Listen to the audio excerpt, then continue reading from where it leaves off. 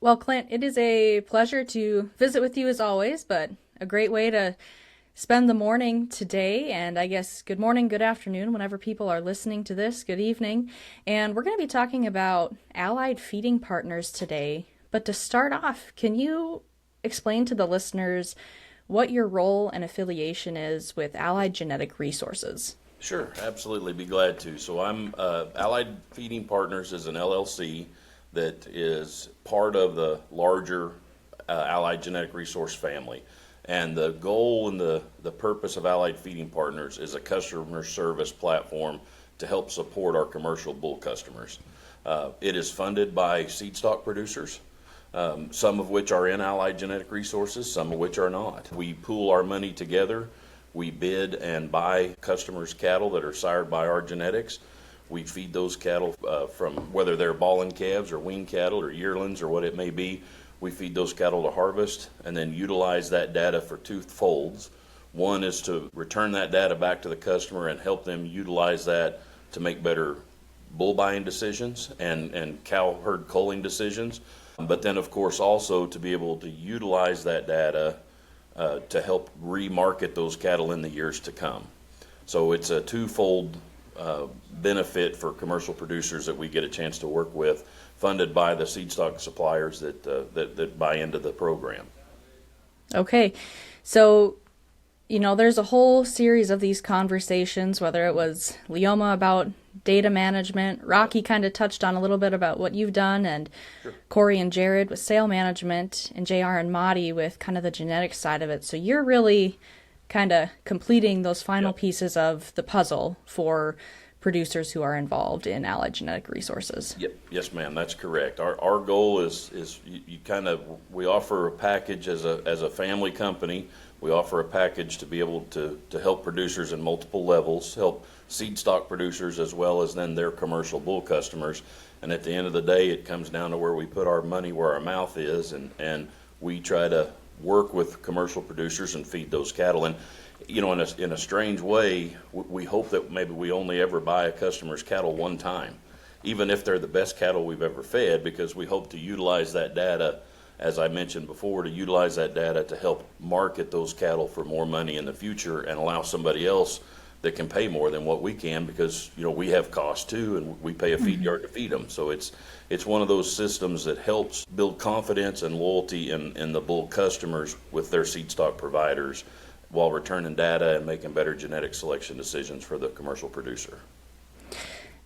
So I'm a commercial producer, and say I would want to be involved in this. Can you kind of walk listeners through an example of what that process would potentially look like so they can get an idea? Sure, absolutely. And a lot of our customers, they may be marketing their cattle with us on Superior, and so we typically will have a heads up that we've got customers coming online. But we also purchase cattle from other competing video companies. We purchase cattle sometimes out of especially organized sales, maybe special sales. We've bought some cattle out of the country privately, that we work the deal out with a producer directly. The biggest key there would be to stay in communication with your seed stock supplier, or contact me personally, but it allows us to know that those cattle are coming, what we call target cattle, to where we know that, however that producer is marketing them, we have a chance to get organized and see if we can't be a player in those. And hey, we lose a lot of times more than what we win when it comes to bidding on cattle, which is awesome, because sometimes we're the contending bidder, and that helps too. Even when we don't get cattle purchased, it's still a win for the producer because we're helping to drive price up.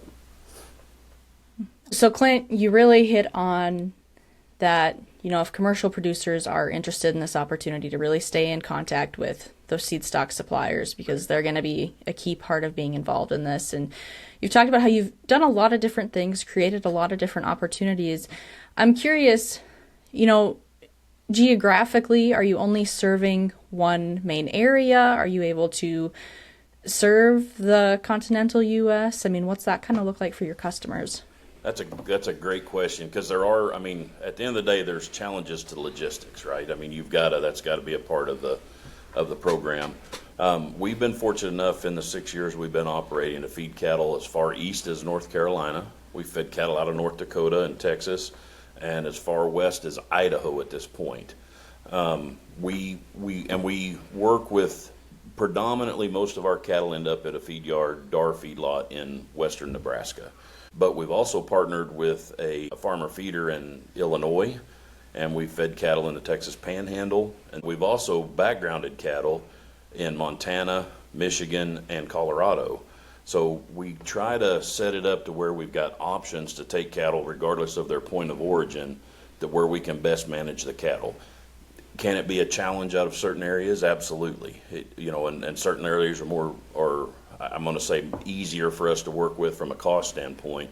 But we still try to do the best we can in all situations as we grow our network, because part of the bigger picture of Allied Feeding Partners, it's not just about the cattle we have on feed today. It's about also building longer term relationships with industry partners, whether they're backgrounders, stockers, feeders, grow yards, that would have interest in feeding those cattle again. Because part of the benefit of feeding cattle is we expose the yards that we work with to the quality of those calves, and they have firsthand knowledge of what those cattle are. And a lot of times, like I mentioned earlier in our conversation, a lot of times we end up being a contending bidder instead of the winning bidder, because let's be frank, the feed yard that I pay to feed my cattle can feed the exact same cattle cheaper than I can at their feed yard, because they're not paying themselves. Their cost structure is different. So a lot of times we might feed cattle in year one with X feed yard, and in the future, X feed yard may be a contending bidder against those cattle for us, depending on what's going on and what their pen space looks like, all those kind of things. But building that network to have interest in those kind of quality cattle from those producers and out of the genetics supplied by those seed stock suppliers helps build a better marketing avenue for our customers long term, because that is our goal. At Allied Feeding Partners, this is not a charity. We are here to make money, but our primary purpose, our primary goal, is to build longer term lasting relationships that are beneficial for our commercial producers and our seed stock suppliers that actually put the equity into the company to make it all possible. Okay. Now, it seems throughout the industry there are more opportunities or avenues for commercial producers and seed stock suppliers to kind of get that data back, but Sure. Each of those opportunities has their own set of risks, if that makes sense. So what are maybe the risks that a commercial producer or even your seed stock suppliers may incur from being a part of Allied Feeding Partners? When we start talking about risk, that's a great point, because that was the premise that started the concept of why to set this Allied Feeding Partners up. It's extremely risky to put all your eggs in one basket. It doesn't matter what we're talking about in life. That's just how it is. A lot of seed stock guys want to support their customers, their commercial bull customers, but when you tie that amount of money, especially in today's world where these cattle are bringing $2,700 to $3,000 for calves, that's a lot of equity tied up in a small number of cattle. It eats up a lot of equity to have that position to own that one load of cattle. So our goal at Allied Feeding Partners is we pool our money together and we spread our risk out over multiple loads of cattle. So instead of having all your money tied into 80 steers on a load, you've got your money tied into 800 or 1,000 steers, and it helps spread that risk out for the investors, and that also gives us greater flexibility when we're bidding on customers' calves too, because we have a greater pool of money to pull from than just one set. We as owners of the cattle, we get all the data back. In 6 years' time, there's only been one set of cattle that I haven't got the data back on, and it was because their readers were down the day we killed them at the plant and we weren't able to harvest it. I still got group data, I just didn't get individual carcass ID data. And that can, some producers are overwhelmed with the idea of individual carcass data, especially if they didn't tag their calves at ranch of origin to be able to transfer the data, because it's all going to run off an EID. By the time, I'm not saying you have to EID tag your calves, but what I'm telling you is any large scale feeding outfit is going to operate on EID identification. Once the animal comes in, it's like a social security number. So if that animal gets treated, or anytime they're taking weights, all that data is correlated to that one EID tag. And the same thing happens when they go to the plant to get harvested. So when we hang them on a hook, that hook space to that carcass is transferred, the data is transferred to the EID tag. So that's how we track an animal from, I'll say, point of origin at the ranch, or when we put the EID tags in at the yard. That starts that process. But if a producer is tagging those cattle and can correlate an EID tag that he puts in at his ranch with calf numbers or maybe cow numbers, even, however they want to do it within their own management system, when we return that data, you could in essence look up that, yellow tag number 27 cow had this calf, this EID tag, and here's the data back on it, how its health was, what its carcass weight was, what its average daily gains, those kind of things. All that data feeds back into them and allows that to come back to them so that they can make culling decisions if they want, or they can see what's working and what's not. Those factors play in to help that data be utilized to leverage the loyalty and the understanding of what that producer has already invested in his bull battery, and help them make better long-term decisions on directions that they want to go. I appreciate that explanation of how that cow-calf producer can use that data and make decisions. What about the seed stock supplier? Because Sure. You mentioned earlier that they also have access to this information. What kind of changes are they making, or have you seen them make? Because they can now see how their customers' calves are performing. Well, not every seed stock guy likes to hear this, but not every animal is the greatest thing ever. Sometimes we learn that there are averages, and some are better and some are worse. But the nice thing it does is it allows them to, just like if you're talking about a commercial producer that's culling on his cow herd or making different decisions, a seed stock producer with enough data can utilize that too to figure out how they want to make those changes, or maybe the better way is to say how they need to tailor their bull offering in years to come and their matings to help increase the value of those from the data that we're giving them, to help increase the value of those for their commercial producers' benefit, to make better selection decisions. And we can get as in deep and in the water as you want to get. If you really want to, we can DNA those cattle, parent verify as far as sire IDs, and really correlate that back to individual bulls. Because basically in today's world, in the seed stock industry, every bull's already been DNA typed anyway. So we have a reference point there to go back to, regardless if a commercial producer is buying from 1, 2, or 3 different seed stock suppliers. We can still identify those cattle. There's a cost in that, and if we're going to get that detailed, I have to go back to the seed stock supplier and have some additional, because I can't cover that from a feeding standpoint. I can't cover the DNA cost solely on my own and still expect to be profitable. There's enough cost there that I need a little help. But if it's important to the seed stock supplier, we can provide that additional service back, and sometimes it is, because sometimes the seed stock supplier wants to be sure that as they're evaluating the cattle, that you can clearly see the bulls I bought from seed stock supplier A versus seed stock supplier B versus seed stock supplier C. You can see the differentiation that's happening there. Sometimes you might not like what that data says, but it does tell you, it's the truth, and sometimes that's just the way it is. But it allows for greater access to information so that better selection decisions can be made in a long-term scenario, both for the seed stock supplier and the commercial producer.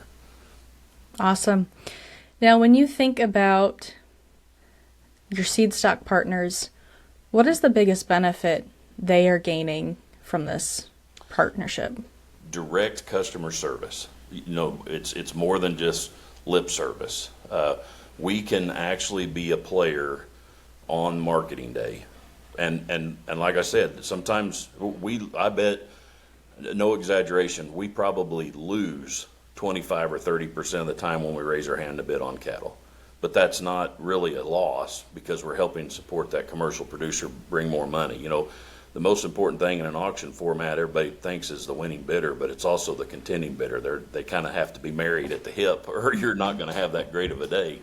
So the best part about being a part of Allied Feeding Partners for seedstock guys is it helps manage their risk so that they're not exposed to only dealing with 1 or 2 loads of cattle.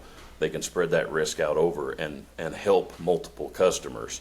And by doing so, that ties them directly. You kind of put your money where your mouth is, and we believe in the genetics we're producing, and we're here to help you on sale day to try to capitalize as much money as you can. Whether we get the cattle or somebody else does, we'd like to be there to support you as a bull customer. That's the benefit long term. And then, of course, the greatest benefit is as we continue to work more and more with commercial producers, it helps that commercial bull buyer be more confident in the decisions that he has made and that he or she is going to make in the future. It allows them to be more confident in their purchases and be a more loyal customer to people that are trying to help them as well. It's a win-win all the way around, and that's how we try to build the business model. Is that, we're not forcing anybody into doing anything, but we're trying to support those that are doing business with us to the best of our ability. Okay. Now, Clint, when you think about the ideal producer who's going to benefit from working with Allied, what are some of those characteristics, or who is that person? Well, I would say from the seed stock supplier side, somebody with a focus on the commercial cattle industry, somebody that's purpose in their breeding programs is to supply commercial producers with the genetics they need to be successful, both at the ranch, so from a maternal standpoint, but also on marketing day and for that commercial bull customer, which is the feeder, to make sure that they have a product that they can also be successful with. So it's a full model system to where if they're focused on making better genetics, better cattle for the beef industry, that's the seed stock supplier we want to work with. And especially because it gives us the opportunity to work with folks who can then invest back into their customer base who's been buying bulls from them, whether that's for 2 or 3 years or for somebody who's been buying bulls for 30 years. But it allows them to work more directly with those customers and help benefit them long term. And remember, it's not just about the year you buy the cattle. We're looking at this as decades-long investments to where we can help a person get some data back, make better selections, make better cattle, as well as utilizing all of that to help them increase the value of their cattle for buyers that are completely outside of our system that have that data. It's pretty powerful on sale day when we're sitting at Superior and we're selling cattle. It's pretty powerful on sale day when I can tell all the buyers, all 7,500 registered buyers that we have at Superior, that I can tell them that last year's cattle did X, Y, and Z.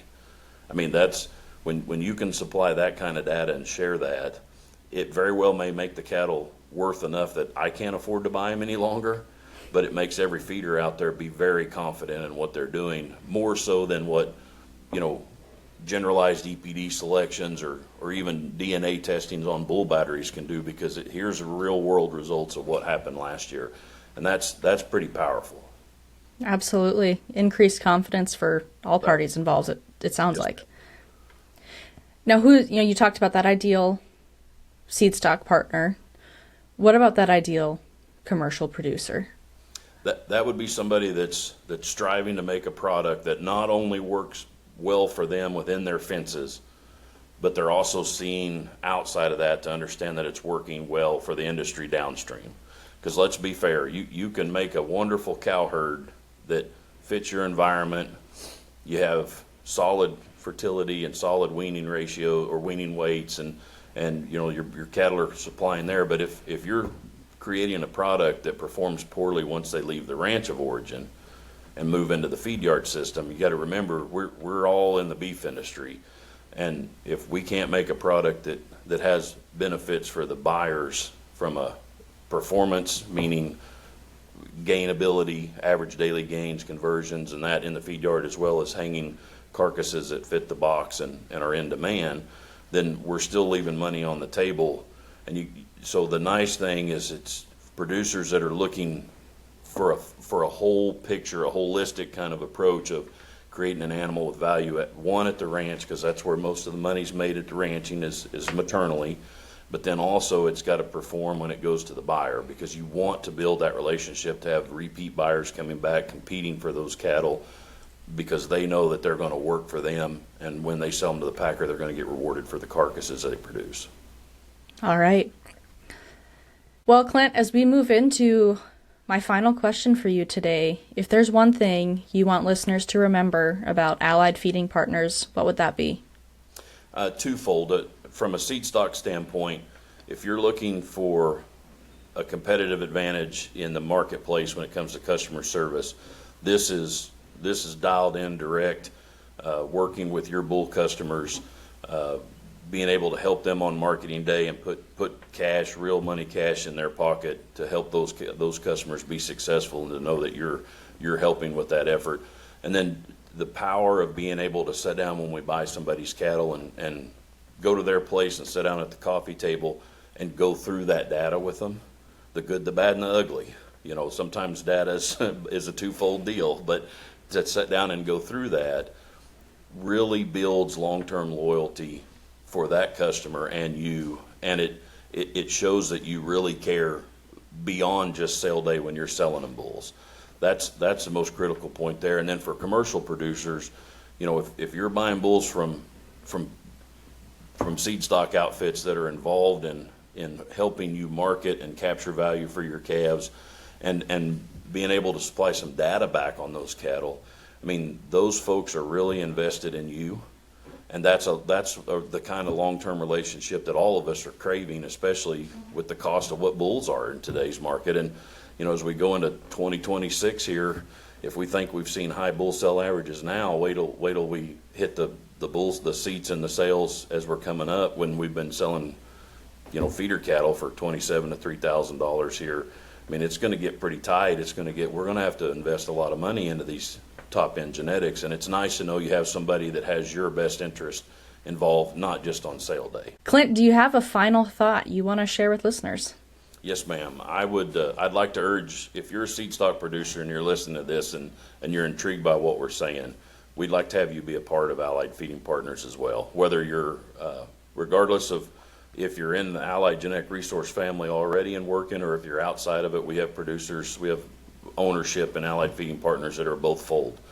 Let's have a conversation. Let's talk a little bit about how this program works, what that looks like, the specifics, so that you can directly impact the long-term benefit of your commercial bull buyers. All right. Well, Clint, thank you for your time today. And if anyone is listening, be sure to check the description for any links or resources mentioned in the show today if you would like more information.